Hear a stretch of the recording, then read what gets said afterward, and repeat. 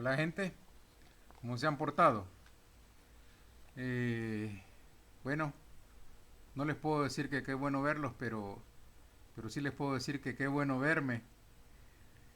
Eh, un gusto saludarlos. Hoy vamos a tener otro estudio, ya que no podemos estar acá en casa. Yo sé que acá en casa los hacemos cada 2 semanas, pero bueno, hoy como tengo tiempo libre, pues puedo preparar uno a la semana. Este es el segundo video que vamos a subir, que vamos a preparar. Eh, Espero que hoy mi peinado sobreviva al video. Ya me estuvieron haciendo bullying, que a medio video se me estaba cayendo ahí un mechón. Yo les digo que no importa, es el mechón de Superman. Es obvio que tenía que caer. Entonces ahora pues esperemos que sobreviva. Bueno, en el estudio pasado estábamos viendo sobre los tiempos de cuarentena y mencioné que quería hablar en la próxima, para la próxima vez, algo sobre lo que viene. Ahora bien, no quiero hablar sobre lo que viene al mundo. No quiero hablar sobre apocalipsis, no quiero hablar sobre cómo va a cambiar la sociedad después de esta pandemia. No, no, no. Vamos a hablar de lo que viene sobre nosotros, lo que viene sobre nuestro cristianismo, lo que viene para nosotros, lo que Dios espera hacer y lo que espera conseguir eh, con estos tiempos de cuarentena que estuvimos hablando.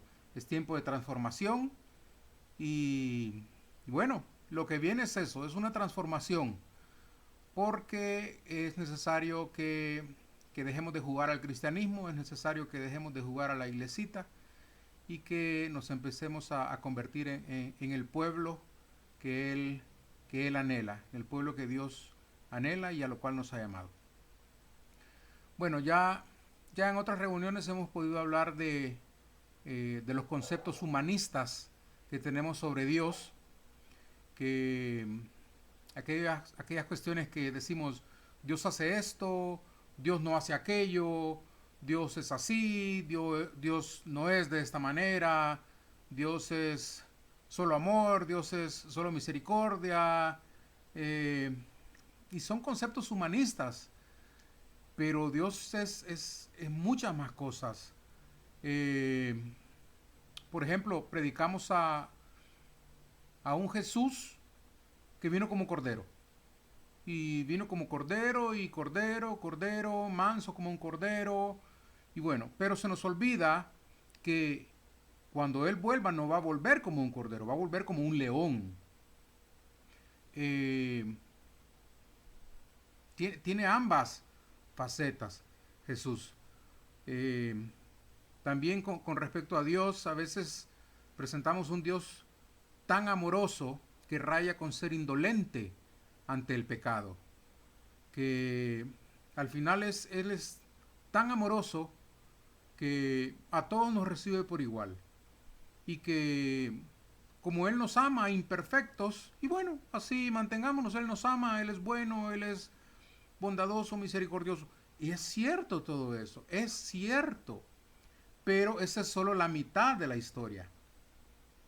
Por ejemplo, si yo empezara a decir en cualquier iglesia, empiezo a hablar así, fogoso, y hermanos aquí, levanten sus manos, vamos a adorar al Señor, y ¿cuántos dicen amén, amén? Y digo, hermanos, ¿cuántos creen que Dios cumple sus promesas? Amén, amén, gloria a Dios, santo, amén. ¿Cuántos creen que Dios cumple sus promesas? Perfecto. Y ahora yo puedo lanzar la otra pregunta. Y hermanos, ¿cuántos creen que Dios cumple sus amenazas? Les aseguro que ahí, amén, ya no existe. Ya no dicen nada. Si yo les digo, hermanos, ¿cuántos creen que Dios bendice? Amén. Otra vez la misma historia. Hermanos, ¿cuántos creen que Dios maldice? No tenemos un Dios de una sola faceta. Tenemos un Dios que es bondadoso, pero que también se enoja. Tenemos un Dios que perdona el pecado, pero también tenemos un Dios que condena el pecado. Entonces, como estamos llenos de estas cuestiones humanistas sobre lo que Dios hace y sobre lo que Dios no hace, entonces, mire, no nos podemos llevar muchas sorpresas. Al final de nuestra vida nos vamos a llevar sorpresas de lo que creíamos que Dios, de lo que Él es o de lo que Él hace. Y tenía un amigo que decía que en el cielo van a haber sorpresas, porque los que se suponía que iban a estar allá, no los vamos a ver. Y aquellos que se suponía que no iban a estar, no, ahí van a estar en primera fila. Van a haber sorpresas en el cielo. Pero, como dicen, en guerra avisada no hay muerto. No vamos a poder argumentar ignorancia. No vamos a poder, ante estas sorpresas que van a haber en el cielo, no vamos a poder argumentar ignorancia sobre ¿qué pasó acá? Se condenó fulano, se condenó Mengano, me condené yo. No vamos a poder argumentar. Y quiero darle una noticia a todos ustedes. Ustedes se van a morir. Por coronavirus, por un accidente de tránsito, por cualquier cosa, de viejitos, de lo que sea. Todos se van a morir. Hoy, mañana, en un año, o esperemos que en 100 años. Yo tengo el firme propósito de, si no ha venido Cristo antes, morirme 100 años. Dentro de 100 años creo que está bien. No cuando yo tenga 100 años, no. Dentro de 100 años. Para mí está bien. Pero todos nos vamos a morir. Ahora, la cuestión es que la forma como nosotros vivamos en esta tierra va a determinar tantas cosas sobre nuestra eternidad. Y como ya hemos usado una frase algunas veces en nuestros estudios acá en casa, que pocos son los que planean su futuro, pero son todavía menos los que planifican su eternidad. Nosotros tenemos la oportunidad de empezar a planificar nuestra eternidad. Si no lo hacemos, bueno, el tiempo sigue pasando. El tiempo no espera a nadie, no se detiene para nada. El tema es que no vamos a poder argumentar delante de Dios que no tuvimos tiempo de implementar los cambios de vida que Él quería y que no sabíamos cómo hacerlo. Eso es algo que jamás vamos a poder argumentar delante de Dios. Que no tuvimos tiempo y que no sabíamos cómo hacerlo. ¿Por qué no lo vamos a poder argumentar? Porque desde hace 2000 años tenemos revelado qué es lo que Dios espera de nosotros, cómo quiere Él que nosotros vivamos. Tiempo hemos tenido y sabemos cómo hacerlo. Bueno, no es que sepamos, pero ahí está para que vayamos y lo busquemos. Ahí está para que encontremos en la Escritura qué es lo que Él espera de nosotros, qué es lo que Él demanda de nosotros, en qué quiere transformarnos. Ahora bien, quizás usted crea que con ir a misa, con ir al culto, con ir a cualquier tipo de reunión en hogares, incluso la reunión que tenemos acá en mi casa para estudiar la Biblia, usted crea que con eso es suficiente. Quizás usted crea que leyendo libros cristianos o leyendo biografías de los grandes hombres de la fe o leyendo las historias de los santos o lo que usted quiera. Quizás usted cree que con eso es suficiente para descifrar cuál es la voluntad de Dios para su vida. Pero quiero decirle, hermano, que si usted se está conformando con eso, se lo voy a decir en griego, como dice mi pastor, discúlpeme el griego, hasta pena me da decirlo, pero hermano, usted está meando fuera del hoyo. Se lo voy a poner en español. Eso era en griego, se lo voy a poner en español. Usted no está dando en el blanco. Usted está errando el blanco. Eso no es suficiente. Usted no va a encontrar la voluntad de Dios en el culto, en la misa, en libros cristianos, en reuniones. Usted no va a encontrar ahí. Esas cosas le van a servir, lo van a guiar, lo van a acompañar, pero no es el origen. Usted tiene que ir al origen. Ahora, si usted se está acercando a los hombres para aprender sobre la voluntad de Dios, usted se va a llevar una desagradable sorpresa. Tarde o temprano usted se va a decepcionar. Usted necesita acercarse a Jesús, no a los hombres. Ahora bien, quizás usted cree estar cerca de Jesús, porque como ya le dije, usted va a muchos lugares a donde se supone que Jesús está. Pero veamos los círculos de cercanía que tenía nuestro Señor Jesús cuando Él tuvo su ministerio acá en la tierra. Primero, Él tenía un círculo muy grande que eran las multitudes. Ahí estamos la mayoría de nosotros, en las multitudes. Cuando Jesús se acercaba a ciertas regiones, siempre las multitudes salían a recibirlo. Estaban con Él, aprendían de Él, ya vamos a hablar de eso. Pero cuando Jesús se iba, ellos volvían a sus actividades cotidianas, ellos volvían a su diario vivir. Jesús vino, nos acercamos, Jesús se fue, volvamos a nuestra vida. Ahí estamos casi todos. Estas multitudes, cuando Jesús viene, son sanados, son alimentados, la pasan bien, creen que aprenden, creen, pero en verdad viven en la luna. Y le voy a decir por qué.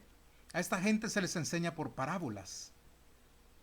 Y el tema con las parábolas es que nosotros ahora cuando las leemos en la Biblia, nos parecen muy claras las enseñanzas.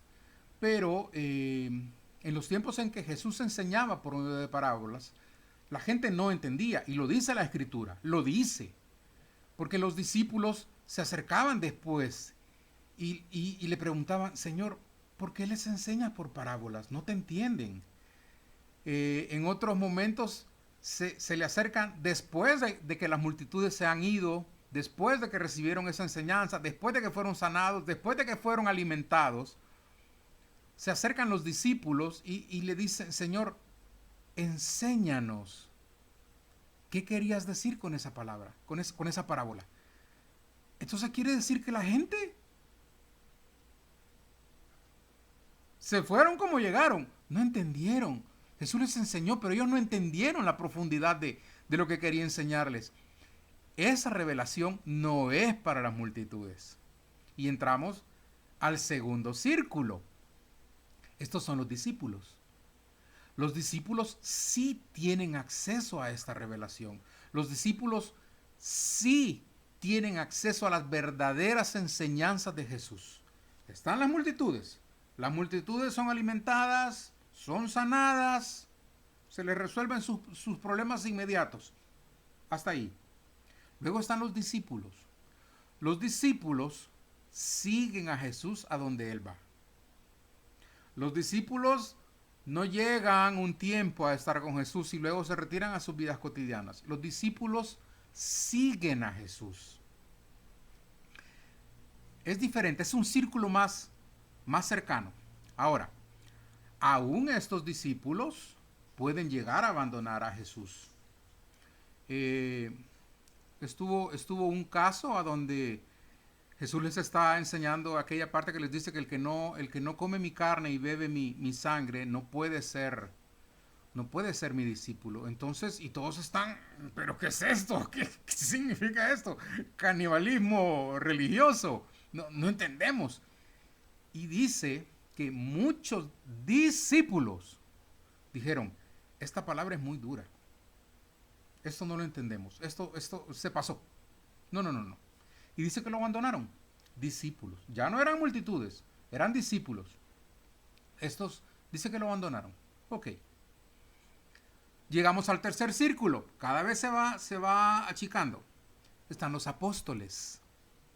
Solo son 12. Primero teníamos multitudes. Después teníamos discípulos. Hay quienes dicen que eran, como mínimo eran 40. Como mínimo. Hay quienes dicen que pueden haber sido hasta 100.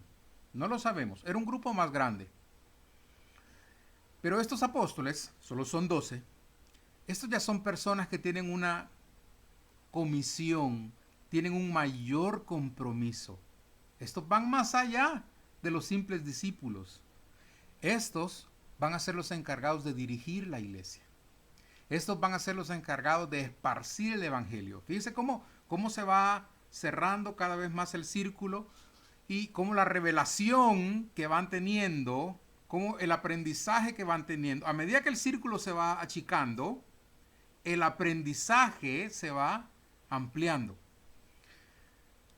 Después tenemos un círculo más pequeño, porque de entre estos apóstoles teníamos a los confidentes, que eran nada más Pedro, Jacobo y Juan, que son a los que en determinados momentos Jesús los lleva aparte y les dice, miren, vengan conmigo, quiero ir a orar y quiero decirles cómo me siento. Cuando Jesús está sufriendo antes de la crucifixión, es a estos tres que se los lleva aparte y les dice que se siente morir. Los toma como sus confidentes, les dice, miren, me siento mal, me siento morir. Estos son confidentes. Estos también tienen la particularidad que ven la gloria de Dios de una manera diferente, porque cuando se da aquella situación de la transfiguración en el monte, que Jesús dice que sus vestiduras se transforman en resplandecientes y que se aparecen junto a él Moisés y Elías, si mal no recuerdo. Quienes están ahí con él son estos tres confidentes, Pedro, Jacobo y Juan. Ojalá que sean ellos, ojalá no me esté confundiendo de nombres. Estos son los confidentes. Ya no son los 12 apóstoles, solo son 3. El círculo es más pequeño y la revelación es todavía mayor. Después todavía tenemos un círculo más pequeño de los confidentes, es de los íntimos. Solo es uno, solo es Juan. Este Juan, este íntimo, es el que estuvo recostado en el hombro de Jesús durante la última cena.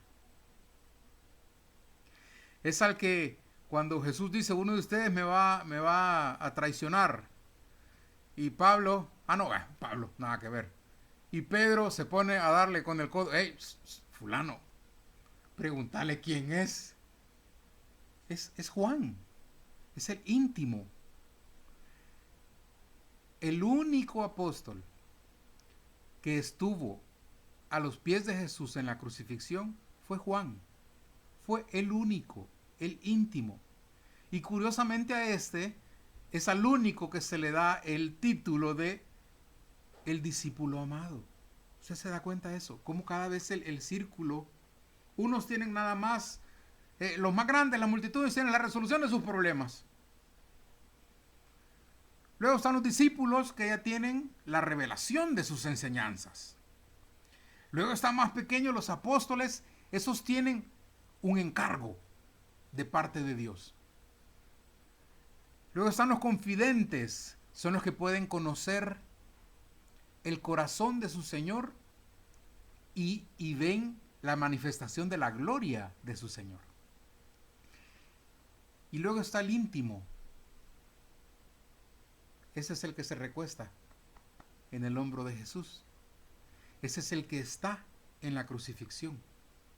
Ese es al que Jesús dice, mi discípulo amado. ¿De cuáles es usted? Pregúntese, ¿de cuál de estos grupos es usted?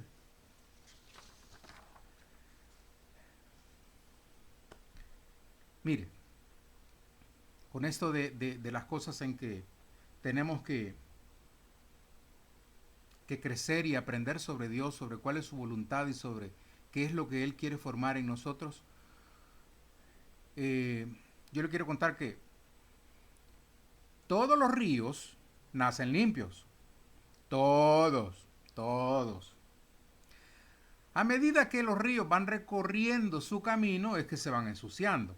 Ahora bien, lo curioso es que el único ser que ensucia los ríos es el ser humano. Ningún animal lo hace. ¿Mm? Nada en la creación ensucia ríos. Solo lo hacemos nosotros. El hombre es el que va llenando los ríos de todas las inmundicias que a usted se le puedan ocurrir a medida que los ríos van circulando su camino. Bueno, acá en El Salvador tenemos un famoso río conocido por su limpieza. Es el río Acelguate. Para mi familia que me ve en Argentina, sería el equivalente de lo que ustedes conocen como el riachuelo. ¿Sí? Limpio, limpio. Es asombroso. Bueno, este río Acelguate atraviesa toda la ciudad de San Salvador, toda la capital, y algo de su periferia. Y es el que va recolectando todas las aguas negras de la ciudad. Solo tiene 40 kilómetros de largo. ¿Sí? Es relativamente corto. Tiene 40 kilómetros de largo. Desemboca en el río más grande que tenemos acá en el país, que es el río Lempa.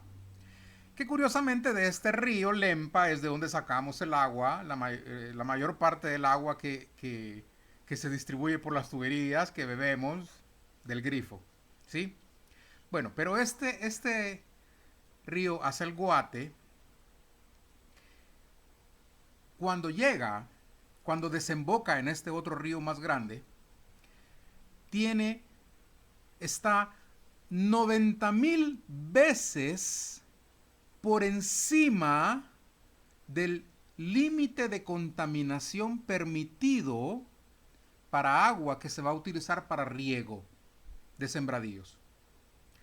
90,000 veces por encima. Así de limpio es nuestro río. Ahora, lo interesante es que este río cuando nace limpio. A medida que va caminando, los seres humanos vamos depositando en él lo que a usted se le ocurra. Le pongo este ejemplo porque así pasa con nuestras doctrinas. Nuestras doctrinas, nuestras enseñanzas, entre más se alejan de su fuente, entre más se alejan de su origen, más manoseadas están por los seres humanos. En cuanto más nos adentramos en la religiosidad, más nos alejamos de la espiritualidad. En cuanto más estamos caminando de acuerdo a la tradición, menos estamos caminando acorde con la escritura. Y miren, con esto de la tradición no voy a ahondar porque ya lo hemos hablado acá en casa de la infinidad de cosas que damos por ciertas y que no aparecen en la escritura. Son fruto de la tradición. Y allá hay de todo, ¿eh? Ahí hay para escoger. La mayoría de lo que nos ha enseñado la tradición no aparece en la Biblia. Usted tiene que ir a la fuente. Usted tiene que ir a la fuente. Si espera averiguar qué es lo que Dios quiere formar en usted, usted tiene que ir a la fuente. Y la fuente es la intimidad con Dios. Esta intimidad, creería yo que se obtiene por dos cosas. El estudio de la palabra de Dios y la oración. Vamos a ver. El estudio de la palabra de Dios y la oración. Ahora, el tema es que muchas personas a lo largo de la historia se han acercado a estas cosas, a la escritura y a la oración. Y lo único que ha salido de esos encuentros son herejías, divisiones, movimientos pseudofilosóficos, cosas raras. Entonces, si nos vamos a acercar a la escritura y a la oración, lo tenemos que hacer con la actitud correcta. Miren, nos tenemos que acercar en búsqueda de la verdad y no en busca de excusas. ¿Mm? No es lo mismo. No es lo mismo aquel que ya tiene en su cabeza cosas instaladas y anda buscando cómo justificarlas. Y claro, la Biblia tijereada da para todo, ¿eh? Da para todo. Da para justificar cualquier cosa que a usted se le ocurra. Versículos fuera de contexto. Apoyan lo que usted quiere, hermano. Usted tiene que acercarse para buscar la verdad, aun cuando esa verdad termine por desmentir lo que usted da por cierto. Usted tiene que acercarse a la oración para escuchar lo que Dios quiere decir y no lo que usted quisiera que le dijera. Usted tiene que acercarse a la Biblia buscando la verdad y no buscando excusas. Existe una palabra muy común en el lenguaje de estudio, de académico de la Biblia, que es la exégesis. Hay otra muy parecida y muy graciosa, es la eisegesis. La primera es exégesis, exégesis, ex. La otra es eisegesis, eisegesis. La exégesis es extraer de adentro hacia afuera. Extraer el significado de un texto hacia afuera. Esa es la primera, la exégesis. La eisegesis, la segunda palabra, esa es introducir un significado a ese texto. Si usted se acerca a la escritura o a la oración ya con lo que quiero que la Biblia diga, lo que quiero que Dios me muestre, eso va por mal camino. De ahí surgen las herejías, hermano. De ahí surge la tradición. ¿Sí? Pero mire, si usted se acerca con esa actitud a la intimidad con Dios, usted va a descubrir la verdad. ¿Y sabe cuál es la verdad más profunda que viene para nosotros? Que viene para la iglesia y que cada vez estamos más cerca. No le digo que ya en 6 meses, no le digo que en 6 años, pero cuando menos lo esperemos, que Cristo viene, hermano. Cristo viene. Pero hay una situación. No viene por las multitudes. Viene por los cristianos. Usted me preguntará, ¿quién es un cristiano? Bueno,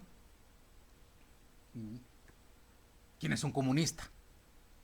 Un comunista es el que vive de acuerdo a los principios del comunismo. ¿Quién es un capitalista? El que cree y vive de acuerdo a los principios del capitalismo. ¿Quién es un cristiano? Es el que vive como cristiano. No es el que dice ser cristiano. No, esas son las multitudes. Las multitudes dicen ser cristianas. El cristiano vive como cristiano. Dice la escritura en Efesios 5:27 que Dios, que Jesús se va a presentar a sí mismo una iglesia sin arrugas y sin manchas. Esto está en Efesios 5:27. Puede ir a buscarlo. Él se va a presentar a sí mismo una iglesia sin arrugas y sin manchas. No dice que nosotros podemos convertirnos por esfuerzo propio en una iglesia sin arrugas y sin manchas. No. Dice que Él se va a encargar. Él se va a encargar de convertirnos en una iglesia sin arrugas y sin manchas. Y mire, ¿cuál es la única forma de lograr eso en una prenda de vestir? Restregándola y planchándola. ¿Cuál es la única forma de quitarle las manchas a un trapo sucio? Restregándolo. ¿Cuál es la única forma de quitarle las arrugas a una prenda ajada? Pasándole una plancha caliente. Y usted se pregunta por qué está en cuarentena. Usted se pregunta por qué Dios lo mete en estos periodos de cuarentena, en estos desiertos. Y usted se pregunta por qué. Dios viene por cristianos, no por multitudes. Malaquías 3, del versículo 2 al 3, en la versión Nueva Traducción Viviente, dice: pero, ¿quién será capaz de soportar su venida? ¿Quién podrá mantenerse de pie y estar cara a cara con él cuando aparezca? Pues él será como un fuego abrasador que refina el metal, o como un jabón fuerte que blanquea la ropa. Se sentará como un refinador de plata y quemará la escoria. Purificará a los levitas, a sus siervos. Purificará a los levitas, refinándolos como el oro y la plata, para que vuelvan a ofrecer sacrificios aceptables al Señor. Si nosotros no pasamos por esto, olvídese que sus sacrificios son aceptables al Señor. El Señor, el Señor no recibe sacrificio de agua sucia.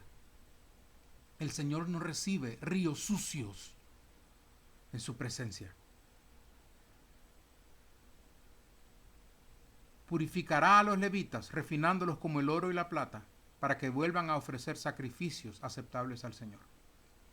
También en Zacarías 13, 9, siempre en la versión Nueva Traducción Viviente, dice: a este último grupo lo pasaré por el fuego y los haré puros.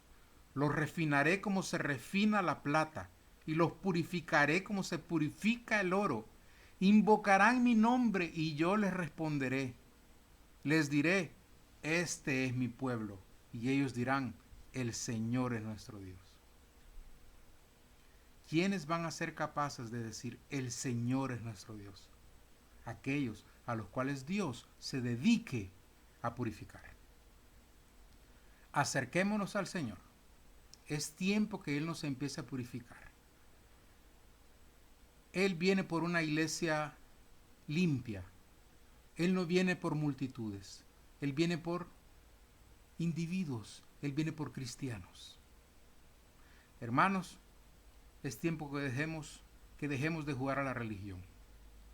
Es tiempo que empecemos a correr la carrera de acuerdo a sus reglas, no de acuerdo a las reglas de la tradición, no de acuerdo a las reglas de lo que nos han dicho desde los púlpitos o desde cualquier otro lugar. Es tiempo que empecemos a correr esta carrera de acuerdo a las reglas del dueño del mundo. Hermanos, dejemos de jugar a la religión. Dios les bendiga, pórtense bien y si Dios lo permite, nos vemos la próxima semana.